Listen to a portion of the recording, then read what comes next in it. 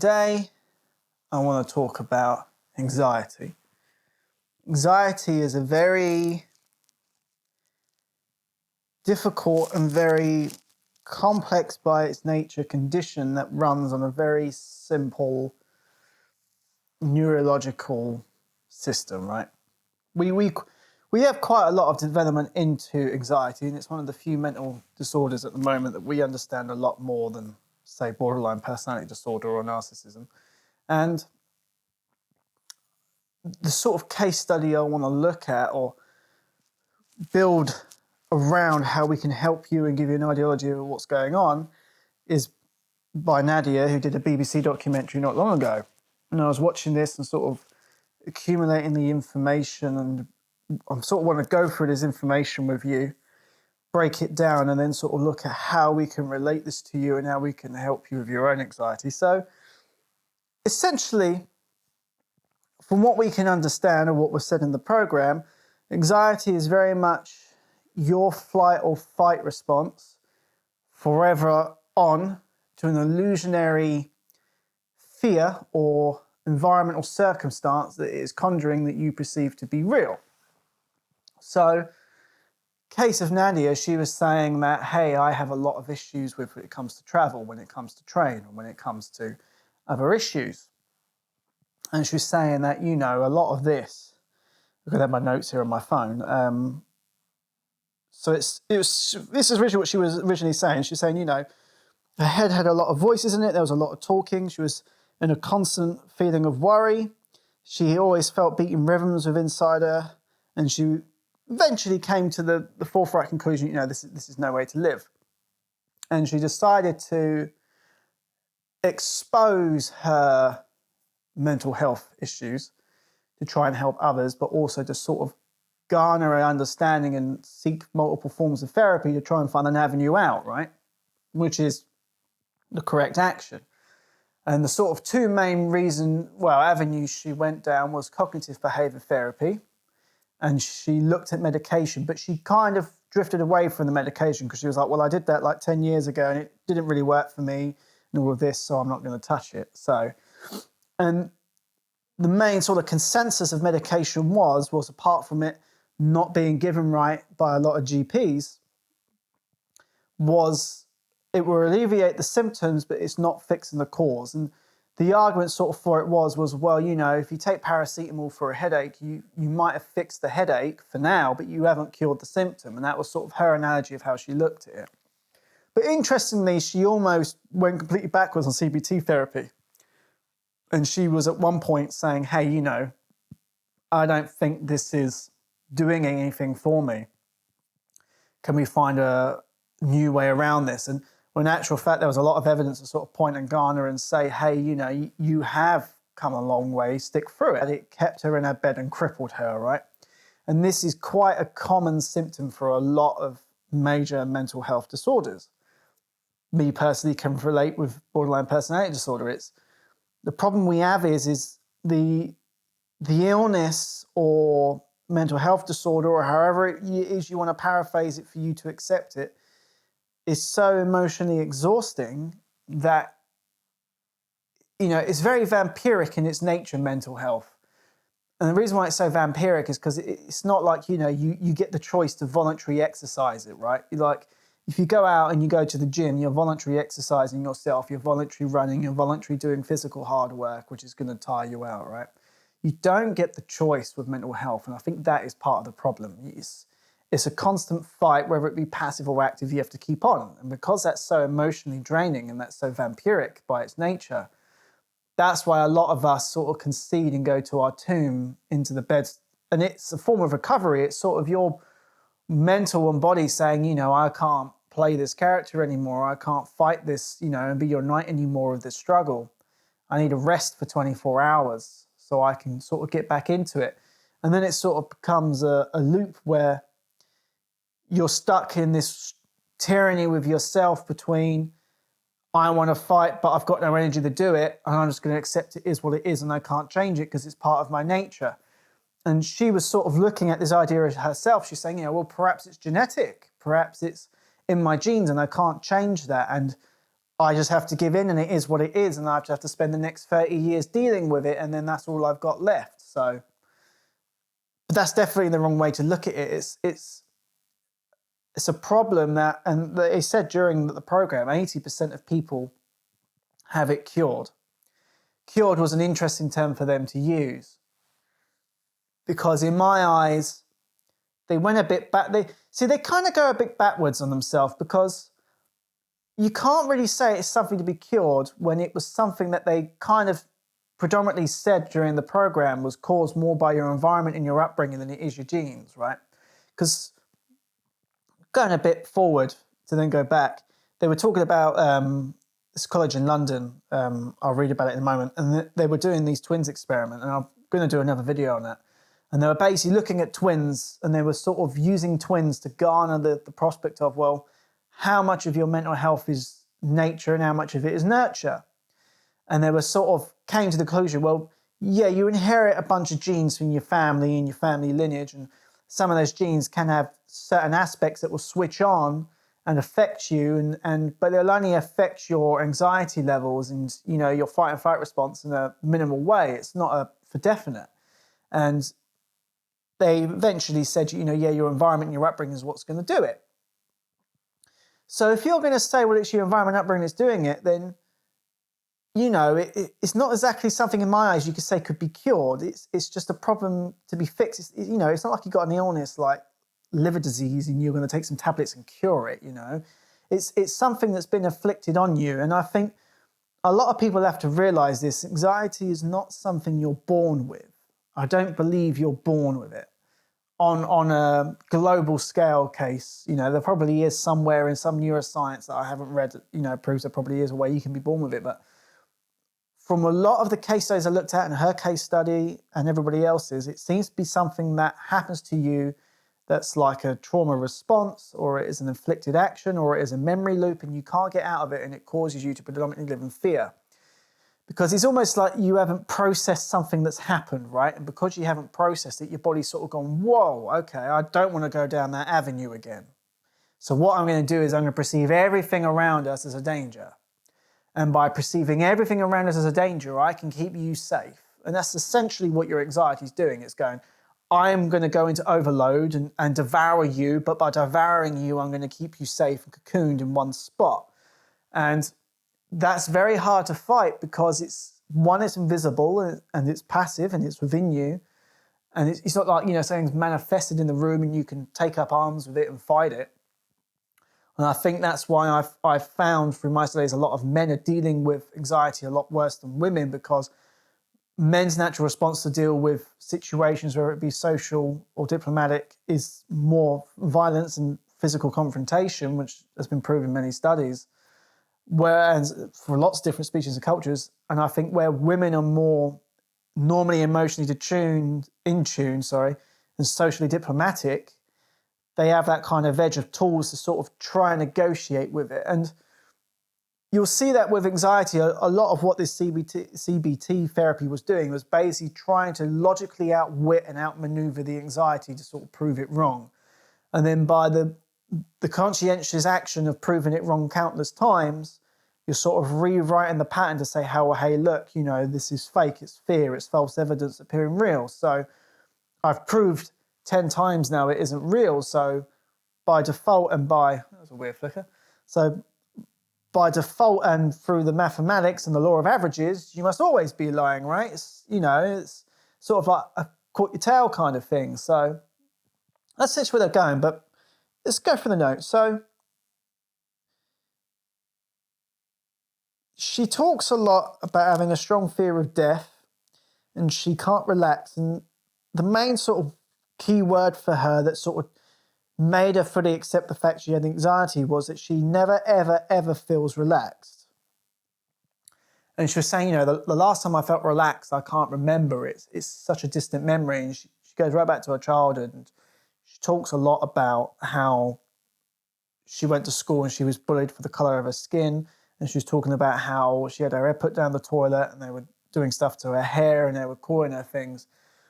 And then she sort of said, you know, it was just before then's the last time I felt relaxed. But the sort of catalyst for how our anxiety started was this. And then she was saying, well, my parents were going through a lot of things and my family was going through a lot of things and I didn't want to burden them with this.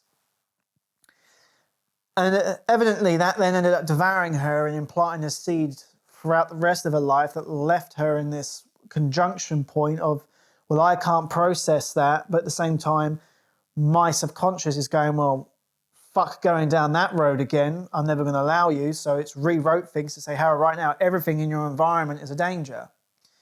And she was saying that, this has led her to not having any friends. And it's led her to have, a very enclosed life, which is not right for us. And we shouldn't have these worries.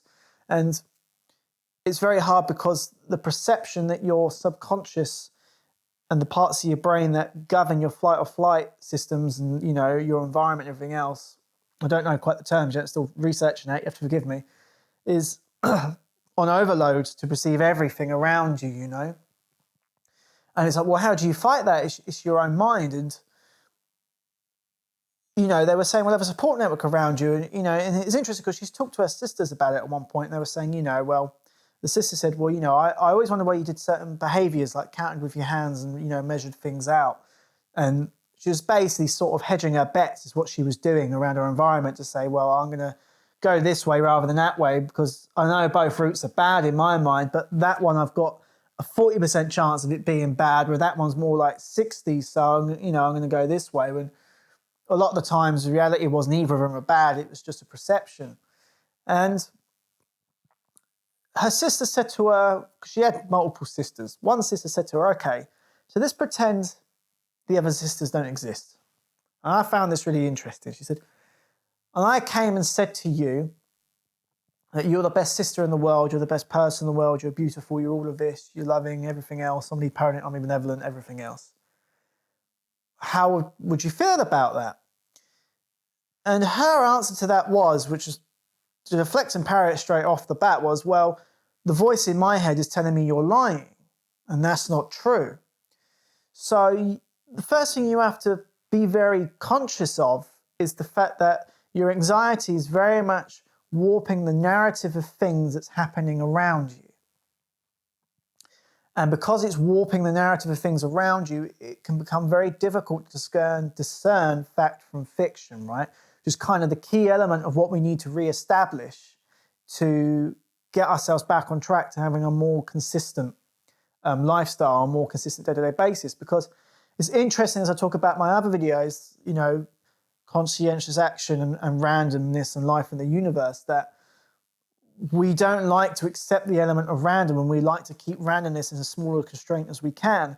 And it's interesting that CBT therapy was very much doing what I said, what we want. We don't want so much randomness because it distresses us. It's very much what he was using to combat, the therapist, to combat the anxiety. He's saying, right, what you're worried about is when you get on the train is so many random variables that you can't control, right? The environment you're in, where it go, how it might stop, how you might be attacked, how this might happen. There might be a terrorist thing, I don't know, nuclear warfare, diseases, anything. Someone might mug you.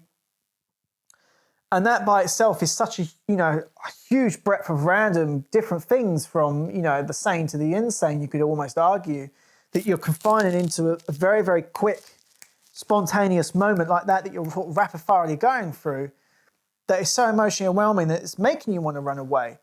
But by logically redefining that and bringing the constraints of random right down to say, well, okay, on a random level, yes, there's not even a 1%, but a 0.0001% that could happen. You've suddenly alleviated a lot of the logical deduction of the anxiety that's causing you to be distressed. And he was saying, when they were on the train, which happens much later, because we're going to backtrack and go back forwards. You have to forgive it, it's just where I'm trying to navigate this. We're on the train now, look, nothing's happening, you're all fine. We got to Canary Wharf fine. There's nothing going on, there was nothing to fear. And that rewrote the logic of what fear and anxiety was saying. If we have 100 people, right, doctors will correctly diagnose 70% of them with depression, which is really good. It's a really good outcome. However, anxiety is only 20% correctly diagnosed. So only 20 of those 100 be really correctly diagnosed. So a big worry of that is 80 statistically 80% of the population that has anxiety, we've misdiagnosed. And I think part of the problem with that is because PTSD, anxiety, and depression, I think, are all very closely linked in a lot of ways because depression is a symptom of anxiety and PTSD for one, I think obscures that a bit. But also the fact of that PTSD and anxiety are normally so intrinsically linked because it's the PTSD normally does cause the anxiety, or an event very similar to causing PTSD will also cause anxiety and vice versa. So I think that was part of the issue there. And again, the guy who's saying this was talking about CBT therapy medication as the sort of de facto cures, quote unquote, for anxiety. So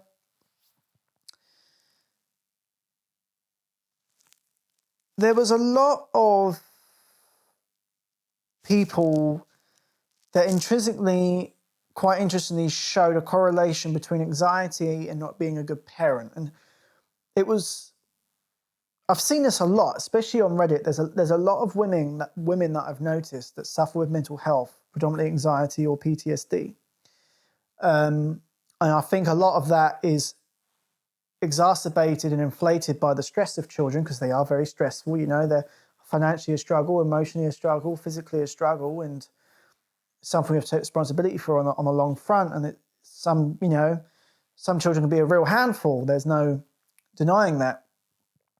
And I think a lot of the time we are very prone, because there's such a precious thing to us, especially emotionally, that we, and they were created from part of us, that we have a lot of inner monologue with ourselves of sort of, an ideology that we've passed our sins on kind of thing, or our bad genes on, and we worry, about the examples, and they're almost a metamorphosis of, sometimes the bad parts of us. And I think there's a strong correlation between a lot of us looking at our children and worrying about seeing the bad elements of us in them, because we don't want them to have those sort of bad elements. We want to, a lot of us desire the want and approval to know that we have raised a child of good nature, and that is good, and that is going to be successful, and not go for the struggles that we have.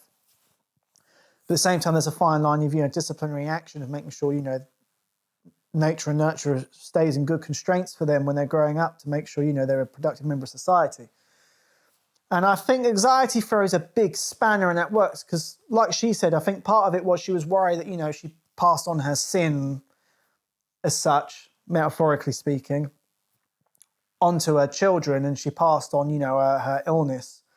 And there was almost a lot of sort of, karma-induced thinking in ways she was sort of processing this. And she was saying, I want to do everything in my power that I can to make sure my children don't have this, because it's very much my environment and my upbringing that led to me having this.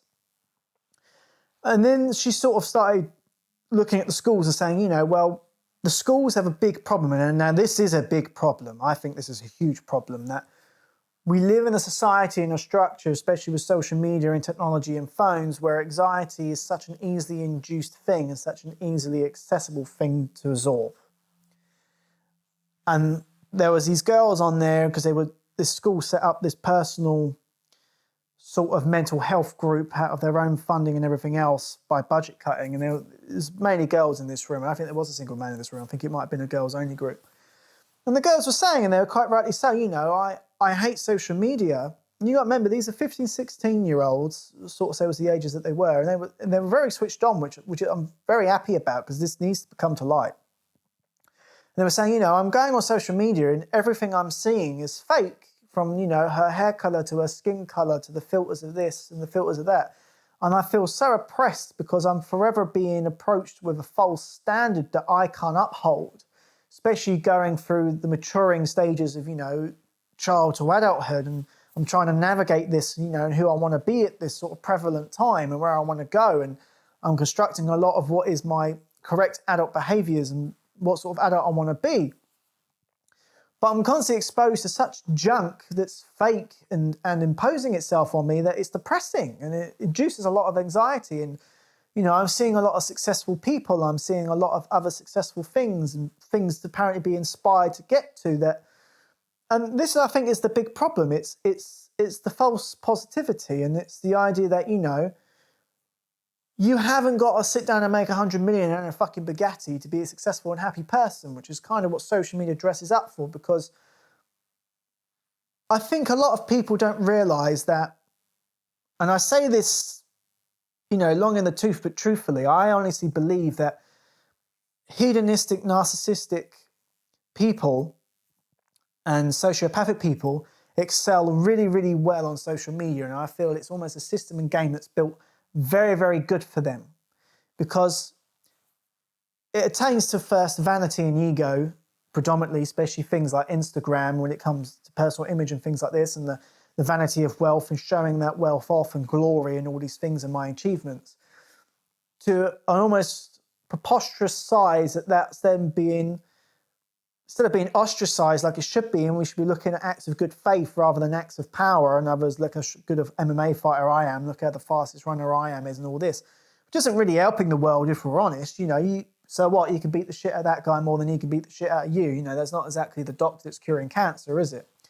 And I think this is the whole warped thing with social media we have going on, and this is the double-edged sword of it, of, okay, yeah, you can have aspiring people in your life to motivate you, and heroes always have done. I mean, Arnold Schwarzenegger talks about it all the time, how he had bodybuilders to inspire him and push him to become a insane athlete and, build himself at the gym. But the problem you got is social media is putting people who show narcissistic tendencies and vanity and so bad socialistic standards on pedestals that people were sort of observing that behavior and thinking it's normal. And I think this is having a ricochet effect down the line, that we're sort of interbreeding as such through social media, narcissistic and very vain tendencies and ideologies passively through younger generations to then think it's normal, Perfect example, right? Ghosting. Ghosting was a phenomenon where you used to talk to people and then they would just drop them off like a hat. They wouldn't give them an explanation why and everything else. And a lot of people took that behaviour up and argued it was fine. But truth of that, reality of that was, it was a way of running away from your emotional, moral responsibility of communication with someone, right? And to not leave them in the lurch. And it made me laugh that a lot of people are like, well, just do it. But it's like, but if I did it to you, you would throw a fucking fit. But it was deemed fine for a lot of other people to do it. And that is sort of one way that, vanity came around. Duck face trend, again, that was vanity. It was a way of showing it off, and how we have other trends coming about. And it blows my mind that people sit there for hours on social media absorbing these sort of hedonistic, narcissistic people's content that doesn't help them in their lives, of playing these things. And I get you want to have heroes, you want to aspire, and I get the humbleness of it. And credit's got to be given to certain people like Markiplier, who's done a lot for people and companies around the world. He's shared his wealth and things like that. And people do deserve to have their talents shown. I'm not dismissing that. But when it's people with such a narcissistic, hedonistic attitude that abuse it, and they have no real talent in their lives, and they're showing something that's either just lustful content or showing off power and wealth and ambition, and then you're aspiring to that, you kind of really have to question what the motive is. And yet you've got people sat down creating amazing infrastructures for things like medicine and curing cancers and curing diseases and mental health help and all this. And a lot of the time, they're either sort of diminished and put in the backlight because it's not good content to sell or very capitalistic for us, or at the same time, they're getting kind of attacked because, I mean, let's look at how many mental health experts at the time, or people preaching something out of the sort of woke state, have been attacked and shunned because they think differently or they're speaking very logically, and it's not really something you can package up and you can't polish a turd sort of speak. You can't throw some sprinkles on it and sell it. So I think there's a big reflection between a disproportion of people that are vanity, narcissistic, hedonistic and sociopathic that we are glorifying and pedestaling and we're absorbing those behaviours from, and the real heroes sometimes we should be looking at that are having good intentions with their wealth and their power and setting the good examples, and they're sort of getting diminished. And then you're always presenting this false ideology and idolship to the younger generation of saying, hey, if you want to be successful, then go sell so many cars and go do so much and build an empire like this. That people forget kind of, kindness starts at home. kindness and love starts at home. And the sort of community spirit of that, and working small to work bigger. And I think a lot of that has to come back. And this is kind of the issue that we have. And I think a lot of that is breeding the anxiety, because how do you fight that?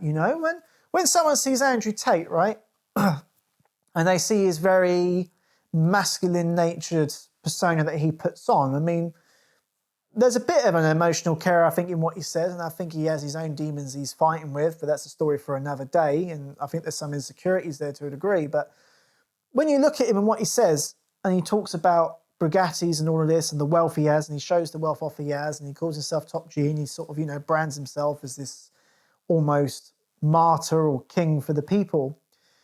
It also has the backlash effect of a lot of people look and go, well, unless I have that image, body, power and wealth, I cannot be of an equivalent man of value. And that's not true. And that's where I think part of the anxiety is stemming from a lot from social media, is that systemic relationship and very symbiotic relationship that we're having that's draining us and, making us want to overwork and over this and overcompensate and buy this and wear that and wear this that we don't need. So anyway, that's kind of where the school was going at, and they were talking about this, and the school was putting in these motions to sort of keep all this energy going and uplift them and say to them, this isn't what you got to think about, or, and your grades aren't quite everything. Work from home, work small and build up. And I like the fact the head teacher turned around and said, essentially, I run this school, but I have a moral duty to also, and responsibility to also look after the mental health of my students. And that was fucking awesome. And I think that is something a lot of head teachers and a lot of schools and a lot of social places in general need to start accepting and being aware of the burden of more. It's not just about grades. It's also you have a moral duty and responsibility to make sure the school is safe, mentally as well as physically. And that's something that really needs to be sorted out. So she started saying that during her first therapy, she wasn't seeing friends anymore, but then she kind of confessed that she has no friends, like we said about, and the anxiety is a lot of energy. And she sort of said, okay, well, my main coping mechanism at the moment is to keep myself busy. And essentially her ideology was, I'm going to keep myself so busy that my subconscious can't interfere with my conscious. I think that's the way she was sort of going about it. I'm going to stick so busy that there's no room for the anxiety or the subconscious thoughts that I'm fighting with to fight and parlay or argue or judgment what it is I'm doing. And it's interesting because my parents very much have the same philosophy with some of their issues. And, that's why they sometimes say their advice on us to people is, just go and get a job because it keeps you busy. And there is a lot of, I've seen it, Phil, I'll tell you what, perfect film for it. Flight of the Phoenix. There's a plane crashes in the desert with a team of people from a military base to another one. And they basically got to build another plane out of the plane because it's the only way they can get a plane to get out the desert. They've got no radio, no nothing. Anyway, at one point, there's a man that says to them, because one man's basically refusing to allow him to build the other plane, who's kind of governing it all. But another man basically says to him, look, if a man has no hope left or anything else in his life left, no family, no nothing, then the one thing you can at least give him is something to do, right?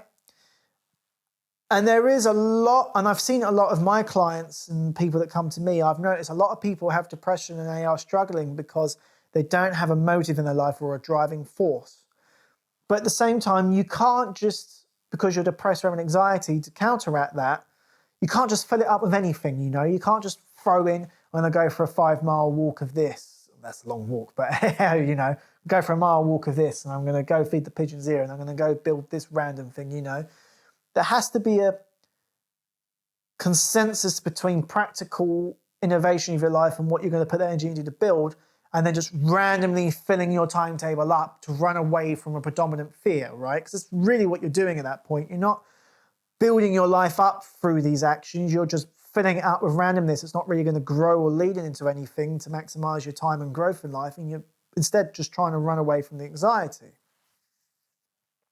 And I get that. And I get that that is a form of defense because, and it's a very strong form of defense because you're mitigating the environment and the reaction to the environment and the proposed fear, which is what you want to do. But the problem you got with that is You're still in constraints of the fear, i.e. you're still not going to get on trains.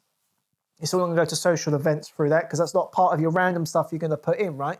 Your random stuff is very normally solitary, very singular tasks, very mundane tasks. Do the dishes, clean this up, hoover that, walk here. That's still within your safe constraints of random, right, that you're doing, which is not allowing you to grow anyway. You're just, again, you're covering the symptoms up rather than trying to actually grow out of this anxiety. So I get why you do it. You have to, man, I can't wait to have this nose surgery. My nose is driving me up the wall. Sorry. I'm waiting for this nose surgery. They got a, I won't give you the details, but they got to do stuff so I can breathe properly. So you have to forgive my nose at the moment. And they were talking a lot about, you know, these Monday tasks to fill things up. But like I said, that isn't giving you positive growth. That isn't constructive to build somewhere. And what you do has to be constructive, or is you're burning time, right? And you're burning hours. And I'm not saying in your day, you know, you've got to make everything count towards something and ultra maximize, because you still got to have your leisure time and your downtime and your relaxed time, you know. That's important for all of us to alleviate the pressures of life. But you can't just go, because I have anxiety, I'm going to fill it up with all this random crap to get out of the anxiety. And the other thing that she does that I've seen a lot on Reddit, and I've seen a lot on Cura when I've asked about this, is a lot of people symbolically look at the anxiety as a monster or a demon, right? Which I think in itself is quite interesting, that a lot of us want to separate ourselves from the anxiety. That's what we're doing. We kind of want to say, right, the anxiety is over there. It isn't me. The anxiety is there. It's my monster, right? And it's something I'm personally responsible for, is maintaining or keeping this monster. But I don't want people to see it, and I don't want people to socialize with it. And I don't want people to think that's really me, you know. It is separate, I promise you. And I think that is very interesting way of sort of removing, I suppose you could argue it's a way of removing your moral obligation to yourself of it, to not blame yourself from it. But I know this sounds harsh, but don't shoot me. You are morally responsible, and you are responsible for your anxiety. You need to do something about it. This is the problem. You can't goat it off by calling it a monster and sort of pushing it over there, and you can't goat it off to people by saying, oh, you know, but it's this and that, and it's not really me, and I get out of it. And you can't goat it off by filling it up with random stuff, you know. You have to fight this thing, which is what we're going to get to later. You have to fight it and take moral responsibility of it and push. And it's hard. I'm not denying it's hard. It's much easier for me to say it than you to do it. There's you know, I've had to deal with anxiety in my life at the time, and I got through it, and I'll talk about that probably or in another video. And it's not an easy fight. Trust me. I know it. I didn't want to leave the house at some point. It's not an easy fight. But you can do it, and it's about the micro steps to lead to the macro, right? Which we'll talk about later. So she talks about how she didn't speak up for herself for her parents. She didn't want to relieve the pressure of that. And then the therapist starts saying, right, okay, the only way we're going to really cure you is exposure therapy. And what he starts explaining to her is, you know, we have to expose you in small doses to the environments and the situations that your anxiety is telling you is difficult, to allow you to start rewriting your behavioural patterns to let you know that, you know, this is not real and this is fixable. So that's where he sort of goes, which we sort of already talked about. And she talks about the voice of doubt and habits. The sister, which we talked about, telling her she's the best and she thinks she's lying. And now this is also very interesting. She says that her biggest problem with anxiety was it stopped her from appreciating the family and the children she has. Okay, that's a big statement. Let's not undermine. That's a big statement. So I want to ask you, or make you think about, okay, if anxiety is not allowing you to enjoy the children or the people in your life, why are you still allowing it to rule you? Why? Because let's face it, and this is coming from me to you honestly, like cutthroat honestly, you deserve to be happy. That's kind of your right to be happy. I mean, regardless of what philosophers have said, and there was one philosopher, the name eludes me, you have to forgive me, but he told me, said, you know, one of mankind's biggest mistakes is he believes he has the right or deserves to be happy. I argue, yes, you fucking do, because it's your life, your consciousness, and you're here, but you have to take control of it. And this is the problem with anxiety. You have to realize it's going to get uglier before it gets better. There's going to have to be friction. There's going to have to be difficulties before you can get better. But you can do it, and you do deserve to do it to yourself and just yourself. Not for everybody else, for yourself. Regardless of everybody else. And you deserve to get through and out of this. And you can. Because the statistics is here. 80% of people that go through this get out, right? And I'm pretty convinced the other 20% is because they either haven't been worded right, followed through right, or probably let down by their therapist, or whatever it is. I'm pretty sure there's going to be a big reason why on 20%, why it hasn't been, or it's even possibly misdiagnosis. But 80% of plus people can get through this. You're way in the majority. We're not 50%, we're not 55%, we're 80%. And I'm pretty damn sure with the right infrastructure that we can push that number up and awareness up to 90, 95 easy. I'm convinced, just what this video is hopefully about. And there comes a point in life, even with anxiety, you just got to go, enough is enough, right? And I can't stress this enough. Enough is enough. And you got to kind of grab life by the bollocks and say, fuck you. And start putting things in motion to get things back on track and get out of where you are. And until you have that attitude or that catalyst of change, you cannot change. And that's the thing. It's very easy to sit in the fear and sit in the corner and worry. And I get that. It's a mind game and it's so fucking difficult. But there comes a point where you have to be aligned and you have to sort of invest in your dark side and you got to go, fuck you. And you have to get up and you got to go, no, this is my life. This is where I want to do it. And you just got to get on with it and do it and proceed down the avenues of getting yourself out through medication or cognitive behavior therapy and follow it through. Because if you follow it through, like it says here and like they said, 80% chance, I'm pretty sure it's more than that, if you follow through right, you will get out of this. And then the problem isn't a problem anymore. It's much more mitigated for a long time and you're hopefully out of it forever. That's it.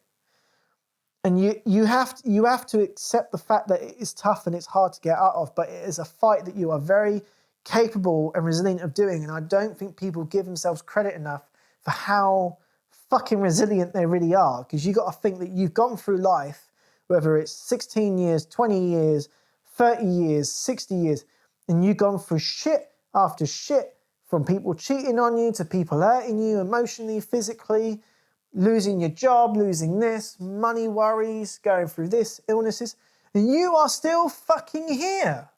You're still fucking here because you're a resilient bastard. And you have to realize that. And that resilience is your power. That resilience is your power as a human person.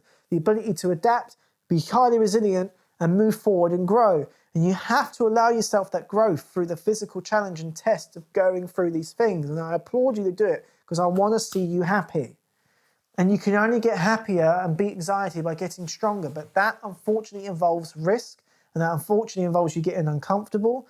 And that unfortunately involves you pushing yourself out of comforts to get out there. And trust me, it is so worth it. And like I said, I can sit here all day and preach it to you, and I understand how difficult that is. But you have to, and find some catalyst and divine force to do it, whether it be God, your family, your children, yourself, pushing your dream of where you want to be and who you aspire to be. Find a way of doing it and beat the anxiety and overcome it. Because 80% of people plus do, right? And I want to see you in that 80+%. I want to see 100% of people watch this get out of it. That's what I want to see. I don't want to see or hear you suffering anymore. That's the key line. You are no longer appreciating the family, joys, and things around you. That is not good enough for me, for you in your life and standard. That's not good enough. You deserve to appreciate these things. You deserve to have joy and fulfillment in your life, but you have to fight for it sometimes. And I hate being the logical voice of reason. And sometimes I wish I could click my fingers and switch it all off for you. If I could, I fucking would, even if it cost me. I'd do it and I'd pay the price. But I can only show you the way. But you have to walk it and you have to entrust and you have to entrust in yourself, your power and your resilience and push for it, okay? Trust me. Woo. Let's carry on. Right. So, anxiety makes her not appreciate things. Yes, eventually she was given a diagnosis of panic disorder diagnosis and PTSD. So that was the main consensus. And then, like you said, 80% could be cured. And then they talked about breathing exercises. Now, this was the interesting thing with her. The breathing exercises actually made her worse. And part of his consensus of that was, or I don't think anaesthesis is the right word, or apotheosis for it, or whatever the word is the right word for it. Antithesis, that's the word. Don't think it's the right word for it.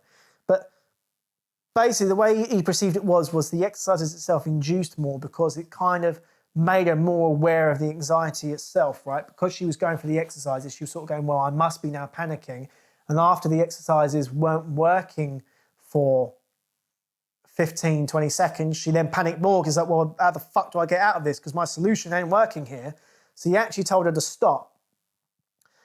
And he actually used the breathing exercise. He was quite clever how he did it. He used the breathing exercise to actually get her into an anxiety moment and panic, and then let her ride that through and then say to her, well, look, nothing happened, did it? All that panic and anxiety just went through. Nothing happened. Your environment hasn't changed. You're not harmed. You're no worse off. So that already was planting the logical seeds in her head that, hang on, well, perhaps the anxiety and the panic is lying here and I can actually sort of outmaneuver this like chess and get my way out and around this, and I don't actually need to listen to it, and it's all kind of a mirage and an illusion. So that was kind of a very clever way I'll give to him, how he used her own device to sort of enlighten her and empower her. That was a really good way that he got around that. Now this I found extremely interesting, and I want to research this more. He said to her, okay, I want you to think about a really, really happy memory you had, right? Which for her, or what they kind of pinpointed, was her wedding day. And he said to her then, how did you feel about it? How did it sort of compare to anxiety or PTSD? And she was like, well, I felt super happy. He was like, yeah, but at the same time, you felt a lot of anxiety, didn't you? And the reaction was very much the same. She just went, yeah. But he was like, but the difference is the reason. And he said, and the reason that it was different is because of what it meant to her. Now, it took me a little while to get my head around, and I'm still battling with the idea, and I want to research it more, but I agree that I found it very interesting that the feeling of anxiety and extreme happiness can be very, very similar because they're so intense, right? But like he said, the main differentiation is you want one and the reason of why you want one, and the other one you don't want it. And one of them is, a fear of impendiment of doom that's intense. The other one as well, a fear of getting married and that, but I am in love with him and I'm happy and this is the best day ever. So it was interesting that what it means to you can very much shift how you're reasonably going to deduce and logically observe and absorb the reaction and the feelings that you have right now, right? And then he started saying that I feel it means you're dying then the worst, but if it's joy, then you're good. I don't know why I've wrote that down in my notes. Breathing was feeding it. Logical deduction was the key. It's all about logical deduction, the fear unjustified and requires exposure therapy. So yeah, so we talked about all of that. So she kind of regresses a bit later on, and he sort of makes her go through, her life and memories, and they kind of pinpoint again that, the school and the bullying was the main cause. And I think that's something you need to do. I think one exercise I think I'd like you all to do is one day go somewhere where you're very comfortable, whether it be in the outside world somewhere where you're not going to be too overstimulated by people or whatever, or just in your room. And sit in the room, and I don't want any sound, distractions like that, no TV, stuff like that. If you're out in nature, just the sound of nature is all I want. I want you to sit down and I want you to really, really think through your life and have something to write it down, whether it be your phone or a pen and paper, and really write down 2 things I want you to write down. The key points in your life that have caused you major disruption, emotional disruption, so certain bullying acts, ex-partners, illnesses, close encounters with death, accidents, anything like that, that is coming straight to mind when you really sit down and think about it, and anything else in your childhood that you're finding very disruptive. And then the other thing I want you to write down is anything you're struggling to let go of. Now, there is a difference here. There is a difference.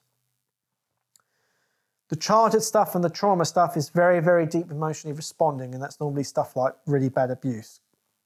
I'm sorry you had to go through it, but, write it down. The stuff you can't let go of is things like, oh, he keeps putting his car on the drive there and he shouldn't. And he's always doing that and he's never doing that. Oh, she's always saying this. It's the little naggy things you can't let go of, because I want to make sure you can separate the two very much, because they're very, very different emotional responses and reasoning.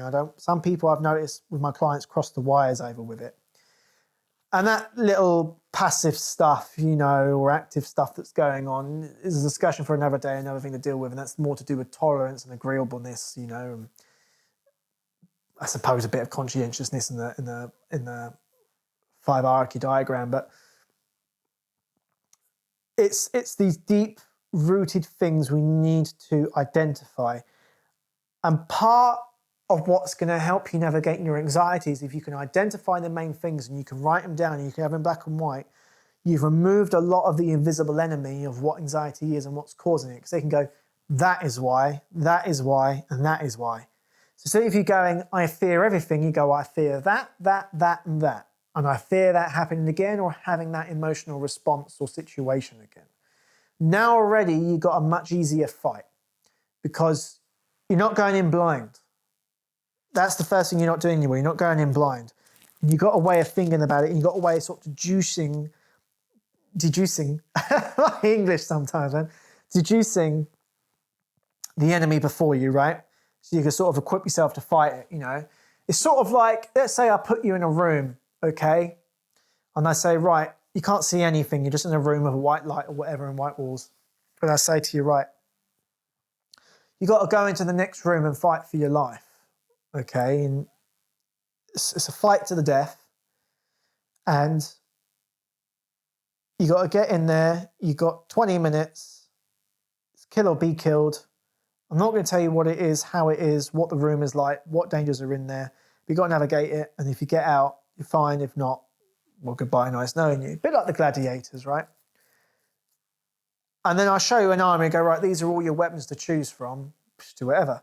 Now, you're going to have a big problem, because part of you is going to go, well, part of you could go, well, I'm good with bow and arrow because I do archery, right, whatever, or there's a gun or everything else, or there's an axe, I'm good with an axe. But someone might go, I'm better with throwing axes or something.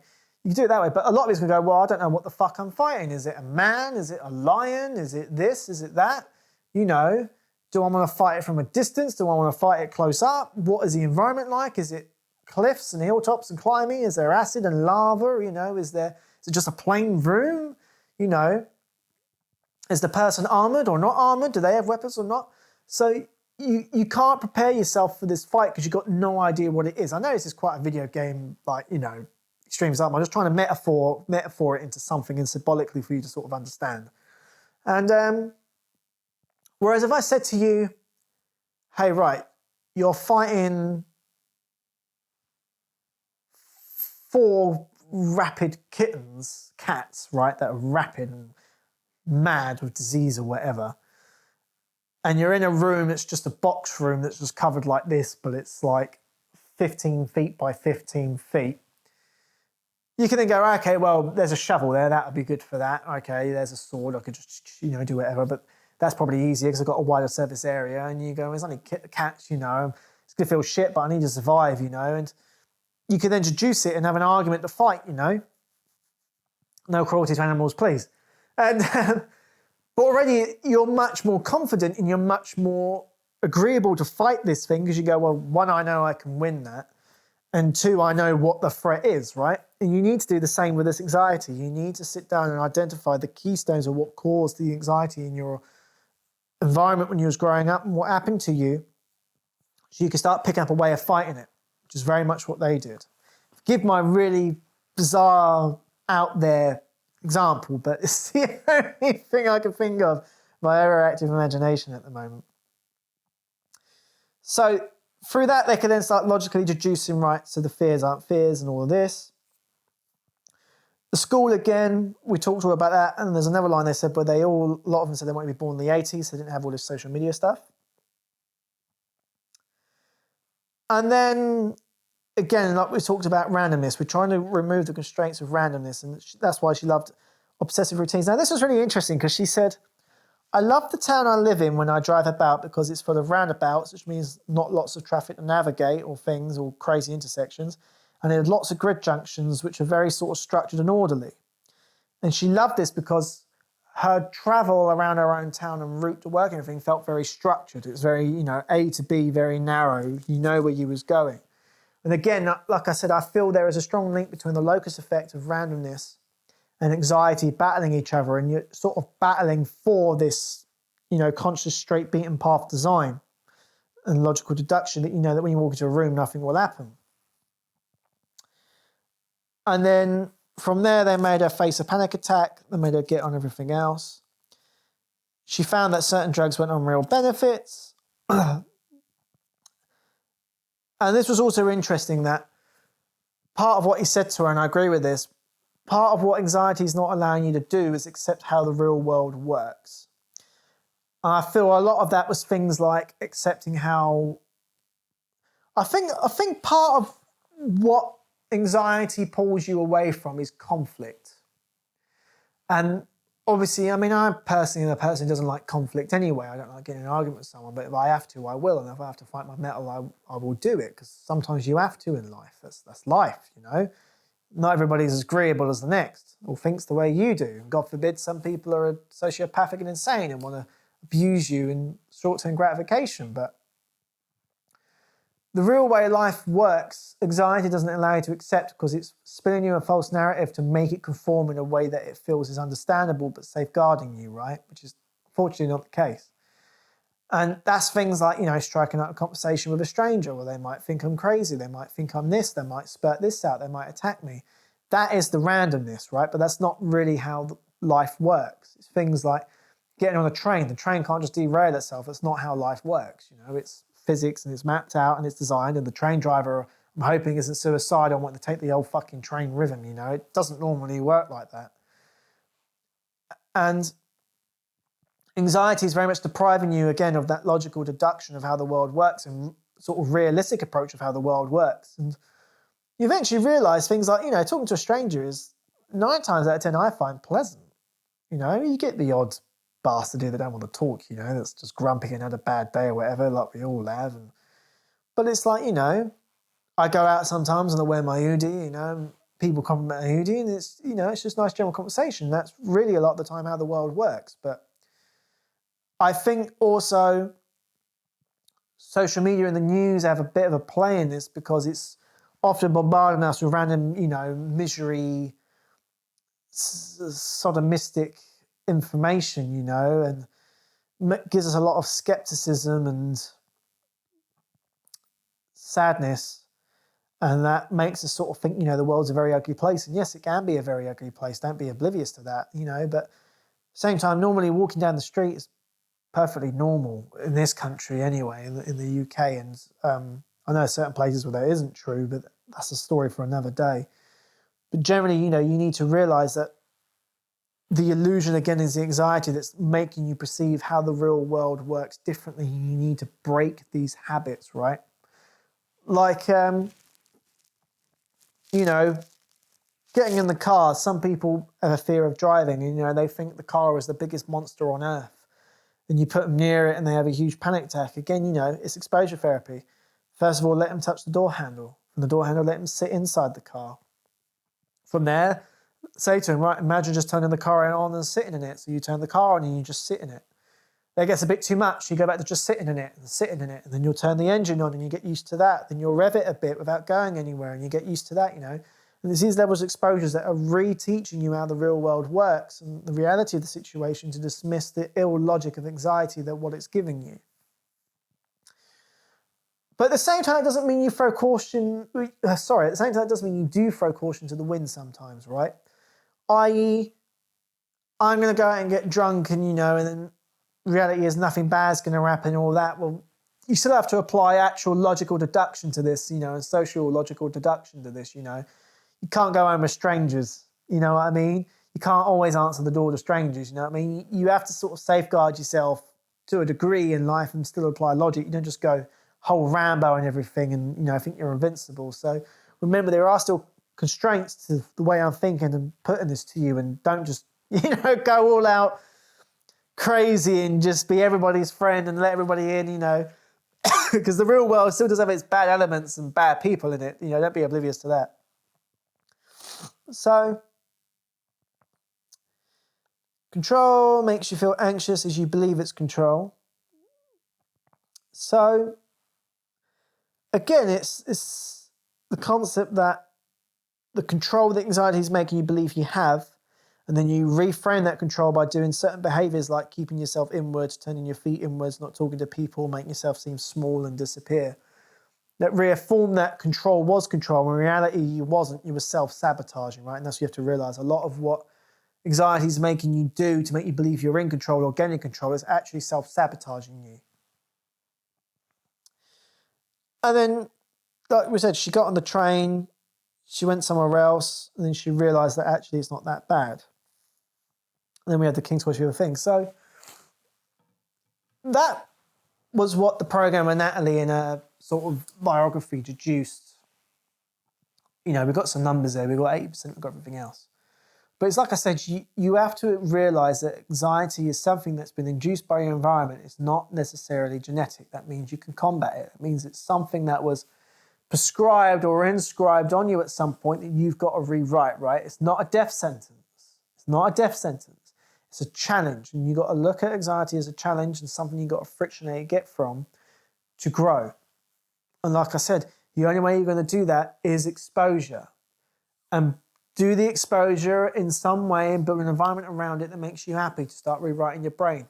Whether you do it with your friends on Zoom, Skype, or WhatsApp at the same time. For example, right? Let's say your anxiety is men. Let's say it's men. Let's go something a bit more serious, so like the bus or something like that. Say men. And that's because you was violently attacked. You went out on a date, you was violently attacked, you won't go into nitty-gritty details. You know you don't trust any men, which is very valid for what's happened to you. Truth reality is, well, not all men are going to do that to you. Not all fathers are like that, or not all men are like that, right? There are some good men out there.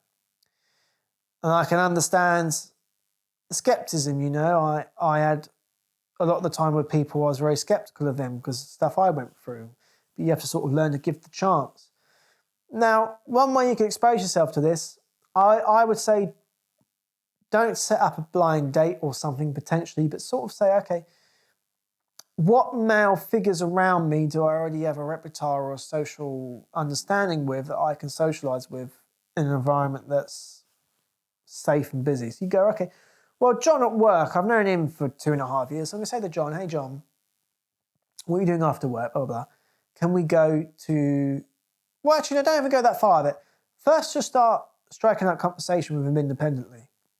And hope he isn't flirting with you atrociously. But just strike conversation up with him casually, and get used to the idea of having a conversation with a man that's normally quite elusive to your life to rebuild up that trust. Then look at something like, okay, well, that's try hanging out somewhere, but possibly with a group or with other friends or whatever, and building that next stage of that hanging out outside the workplace, because at the moment the workplace is what's safe. We've got to make the safe network bigger. And then from there, you get more to a friendship ground and you build that up. And then you can start going, well, actually, the anxiety's now going, but he's a man. But now you're going, well, yeah, he is a man, but he hasn't hurt me and he's been very lovely for the last 3-6 months. So perhaps not all men are bad. So now you can sit there and you can go, okay, let's try and push it a step further. You could do something like, who is a male that my friends know that I don't know, but they already have a lot of trust with and a friendship connection with, okay? We're not talking sexually or dating necessarily. It could be the husband of someone or whatever. And then you can use that to branch out to someone else. And then to you, that's a stranger, but you're going to break it through that way and maybe do that a couple of times. And then you can start going, okay, well, now I'm going to go on a date with a man with somewhere that I've built a safe environment for those experiences from. So it's about those baby steps, right? Same with getting in the car, handle first, get in the car, engine on, revving it. Then we'll look at driving it off the driveway and back, then up the street and back, then around a bit, and then we'll start going town to town, you know. And that's the way to do it. Don't just always throw yourself in the deep end. For some people, that might be how it works. That's how I personally did it. When I went through something really, really bad, I literally went a couple of days, I can tell this is really affecting me, anxiety already, and I could tell, and I had all the markers, and I was lucky that I was partially, through my autism, desensitized to it, because I could sort of logically deduce it, and at the same time I was sort of aware of anxiety and that because of ex-partners and stuff, and I went, no, I need nips in the bud, and I just threw myself straight out. I went out at night to a pub and stuff and just threw myself out there, and I was uncomfortable with sin, believe me. But I did it that way, and I got it before it became a bigger issue, which is something you've got to be aware of. Once you've conquered the anxiety, it starts becoming a bigger issue again, jump on it as quick as you can with what you've learned and define it that way.